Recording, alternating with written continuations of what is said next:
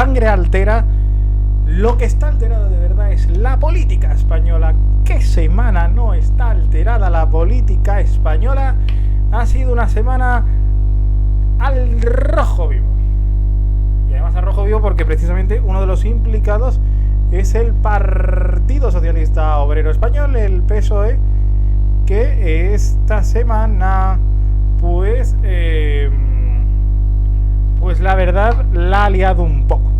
La ha liado un poco porque ha lanzado su reforma del solo sí es sí, que ya ha superado el primer trámite parlamentario, el de la votación en el Congreso. Esto no quiere decir que ya esté en vigor, sino que le queda un poquito menos para entrar en vigor. Esta nueva reforma, que ha sido refrendada por la derecha, básicamente lo que hace además es volver a las penas que había con el antiguo Código Penal, y también volver a la situación que había con el antiguo Código Penal. ¿Cuál era esa situación del antiguo Código Penal? Una abstracción total que provocaba que algunos delitos tuvieran menos condena de la que debían, porque no estaba muy bien especificado qué era cada cosa. Así que con estas lagunas mentales volvemos a contar, y esto a Podemos no le ha gustado demasiado. De hecho, ha habido un momento entre el martes y el miércoles que parecía que la coalición se rompía a pocos meses de las elecciones, pero calma todas las unidades. De momento no habrá crisis. Y no habrá crisis porque se necesitan mutuamente, no porque hayan hecho mucho. Empezamos con la ministra de Igualdad, Irene Montero, ligeramente cabreada, y no es para menos porque no han contado con su departamento, el que hizo esa misma ley para la reforma. No han contado con ellos. Irene Montero, ministra de Igualdad. Por tanto, claro que es grave que haya decisiones judiciales de rebajas de condenas, pero más grave es aún que la mayoría de los violadores y de los agresores sexuales de este país, señorías, no hayan pisado una comisaría y un juzgado en su vida. Y que... De hecho, Irene Montero esta semana se ha ganado el descanso del fin de semana. Primero una diputada le gritó «cállate». En nuestro país... Y luego fueron manifestantes transfobas las que atacaron un acto con motivo del 8M. Aunque ella es verdad que tuvo bastante cintura y las invitó a debatir. Invitación que, por otra parte, fue usada para cosas muy... para un ida y vuelta que no fue demasiado decoroso. Porque le preguntaron qué es una mujer y Irene Montero soltó un zasca. Que hombre, también tenía un poco de derecho, pero bueno. En fin, esta Irene Montero, quien ha criticado a todos en general diciendo, oye, esto estaba mal hecho, es Inés Arrimadas, que ya no es el líder de Ciudadanos, pero sigue siendo la portavoz parlamentaria, así que sigue teniendo protagonismo. Y Ciudadanos está en contra de la ley, aunque en su momento apoyó la ley, pese a lo que se sabía que podía venir. ¿Usted quiere de verdad que el 8 de marzo sea una gran fiesta para la mujer en España? Dimita hoy mismo como ministra. Era Inés Arrimadas, portavoz parlamentaria de Ciudadanos. Nos queda escuchar al lado socialista, esa visión socialista la aporta ¿quién sino quien fuera ministra de Igualdad antes de Irene Montero y ahora es solo diputada rasa del Partido Socialista Obrero Español, también comentarista de la cadena SER, Carmen Calvo? Pues que no le importa que se hayan rebajado las condenas, y a nosotros sí nos importa, porque nos importan las víctimas y porque nos importa un mensaje contundente. Y dice el dicho que éramos pocos y parió la abuela. Lo cierto es que esta semana ha sido de una confrontación que ha situado a España una semana más al borde del abismo, y una semana que ha sacado lo peor de nuestros políticos, porque mientras esas rebajas de penas siguen aún y ya son más de 700, lo cierto es que aún no tenemos una situación política que no suponga ir contra el otro, ir contra el socio e intentar imponer su visión rapiñando los votos que sea necesario. Es decir, ahora mismo tenemos una coalición que piensa en dos en vez de pensar en uno. Ahora mismo tenemos dos partidos que piensan cada uno en lo suyo en vez de pensar en la unión de la coalición. Que por otra parte, que al gobierno le vaya bien, es que nos vaya bien a los ciudadanos, sea del color que sea, y esto es importante también aclararlo. Así que todo este ruido, toda esta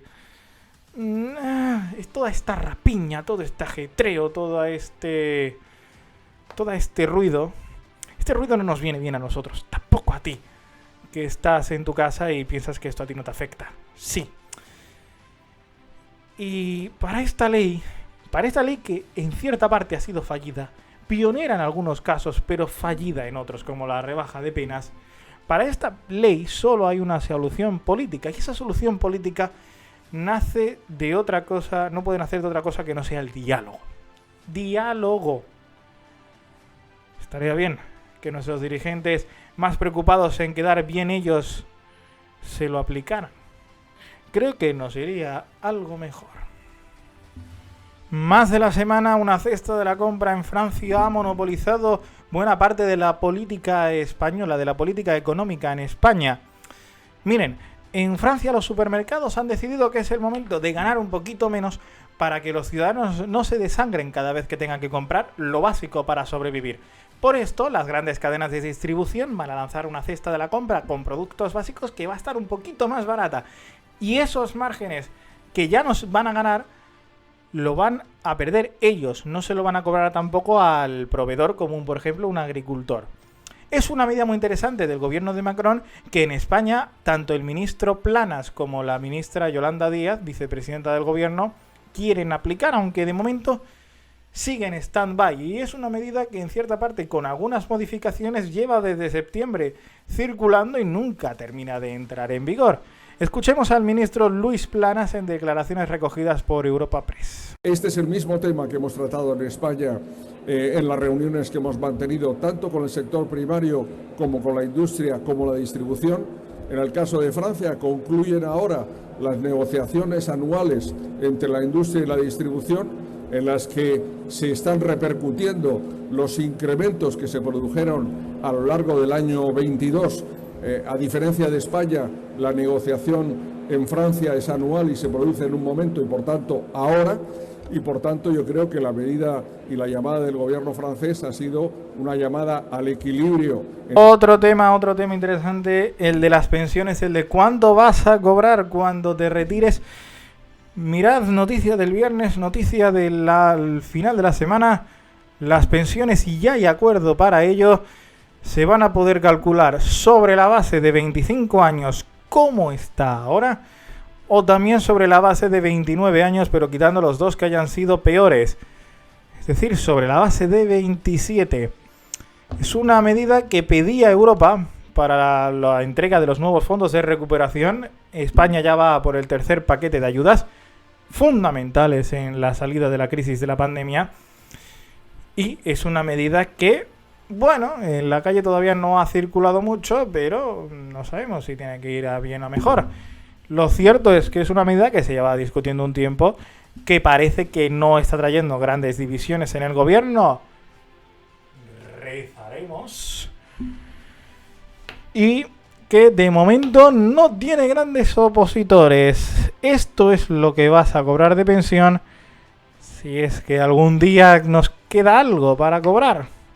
Nos van a tener que obligar a ir matando yayos por ahí para poder cobrar nuestra pensión. Es broma. Es broma, que luego me sacan de contexto. Es broma.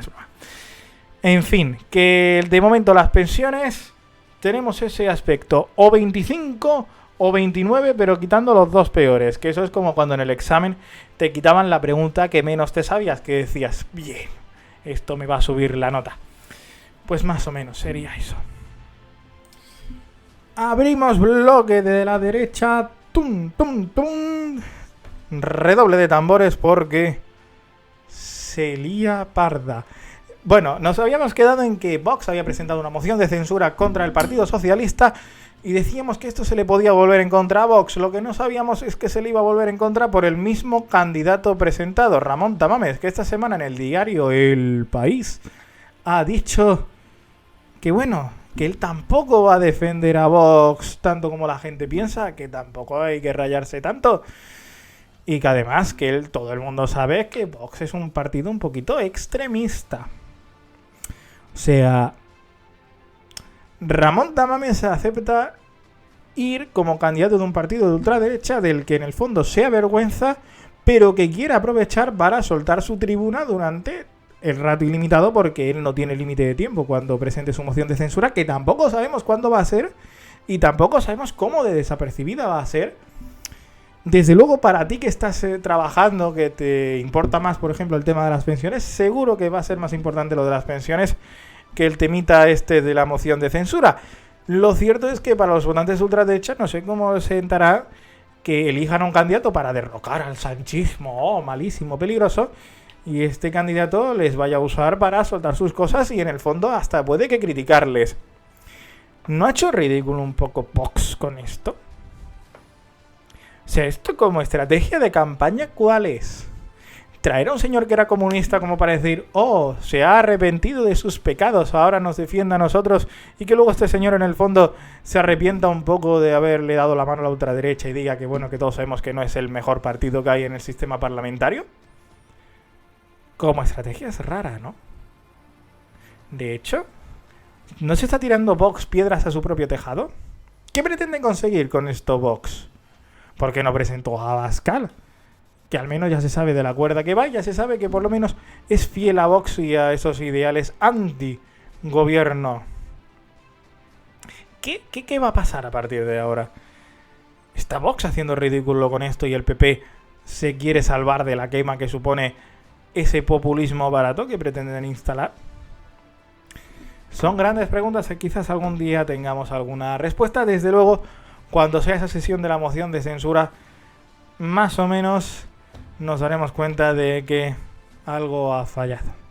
Y ese algo que ha fallado es dejar que estas cosas, en la moción de censura, por cierto, que es un mecanismo perfectamente legal y perfectamente democrático, una de las bases de este sistema parlamentario, se use con tanta frivolidad y facilidad. Ya lo hizo Podemos con Pablo Iglesias en una moción de censura que sabíamos que no iba a ninguna parte. Ahora lo hace Vox con un señor que hasta se arrepiente de ser el candidato de Vox. ¿No es el momento para dejar de frivolizar? Pregunto. En otro orden de cosas, para frivolizar, el que ha frivolizado es Almeida, que decide hacer un mortal hacia atrás y al final voló.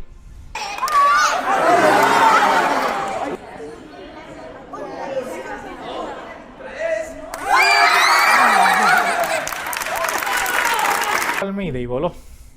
Veremos si sale volando cuando salgan los resultados de las elecciones. Veremos a ver. No vamos a ser tan malos de momento. Los políticos en años electorales hacen muchas chorradas, pero esto de creerse gimnastas ya...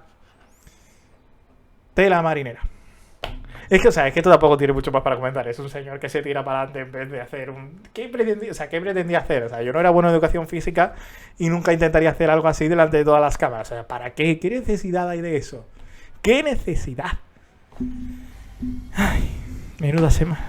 Yo espero que la semana que viene sea un poco mejor o nos vamos a tener que ir a Andorra como los youtubers. Sí. Si gano dinero, no lo dudéis. Adiós, gente. Seguidme en redes sociales, suscribiros, activar las notificaciones y recordad, pagar impuestos es lo más importante que hay en el mundo. Adiós, chao.